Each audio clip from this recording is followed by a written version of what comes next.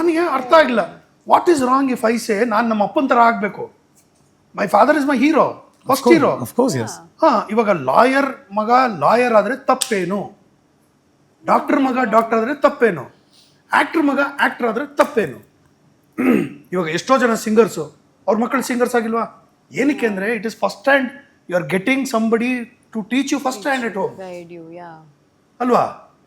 ಹಂಗನ್ಬಿಟ್ಟು ಇವಾಗ ಹಿರಣ್ಯ ಅವರು ನನ್ನ ಮಗ ಇದಕ್ಕೆ ಹೋಗ್ಬಾರ್ದು ಅಂದಿದ್ರೆ ಲಾಸ್ಟ್ ಆರ್ಟಿಸ್ಟ್. ಕರೆಕ್ಟ್. ಎಷ್ಟು ಜನ ಆರ್ಟಿಸ್ಟ್ಗಳ ಇಲ್ಲ?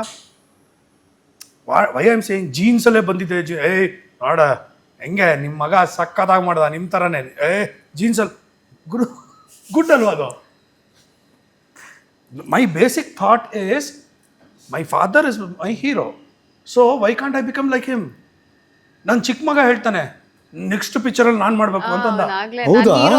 ಅವ್ನು ರೆಡಿ ಆಗ್ಬಿಟ್ಟಿದಾನ? ರೆಡಿ ಆಗೋದಲ್ಲ ಸ್ವಾಮಿ, ಅವ್ನ ಇಂಟ್ರೆಸ್ಟ್ ಅದು. ನಾನು ರೆಡಿ ಮಾಡಿರೋದಲ್ಲ. ಅಥವಾ ನನ್ನ ಮಗನ್ ಹೇಳ್ಬೇಕು ಅಂತ ನನಗೆ ಇಷ್ಟ ಇಲ್ಲ. ನನ್ನ ಮಗನಿಗೆ ನಾನು ಹೇಳ್ಕೊಡೋದು ಅಷ್ಟೇ, ದೊಡ್ಡವನಾದ್ಮೇಲೆ ಫಸ್ಟ್ ನಿನ್ನ ಬುಡ ನೆಟ್ಟಿಗೆ ಮಾಡ್ಕೊ, make your base strong, then come to the industry. ಯಾಕಂದರೆ ಇನ್ನೊಬ್ಬರ ಮುಂದೆ ಸಲ ಮಾಡ್ಕೊಂಡು ಬದುಕೋಕ್ಕಾಗಲ್ಲ ನಾವು. ಇವಾಗಲೇ ನೋಡಿ ನಾನು ಹೇಳೋದು, ಸಿನಿಮಾ ಇಂಡಸ್ಟ್ರಿ ಸಿನಿಮಾ ಮಾಡಿಬಿಟ್ಟು ಒಂದು ಪೇಪರಲ್ಲಿ ಅಡ್ವರ್ಟೈಸ್ಮೆಂಟ್ ಕೊಟ್ಟರೆ ಜನರು ಮುಗಿ ಬಂದು ಪಿಕ್ಚರ್ ನೋಡೋರು. ಅಣ್ಣವ್ರು ಮಾಡಿದಂಥ ಪಿಕ್ಚರ್ಗಳು 20-25 ವಾರ ಓಡುತ್ತೆ, 3 ವರ್ಷ ಓಡುತ್ತೆ ಅಂದರೆ that is the strength of cinema. Correct ಅಲ್ವಾ? ಕರೆಕ್ಟ್. ಇವಾಗ ರಾಜ್ಕುಮಾರ್ ಥರ ಶಿವಣ್ಣ ಆಗಬೇಕು ಅಂತ ಅನ್ಕೊಳ್ಳೋದು ತಪ್ಪಲ್ಲ, ಅಥವಾ ಅವ್ರ ಫ್ಯಾಮಿಲಿ ಕಂಟಿನ್ಯೂ ಆಗುತ್ತೆ ಅಂತ ತಪ್ಪಲ್ಲ. That is the elegance of your elders. ನಾನು ನೋಡ್ಬೇಕಾಯ್,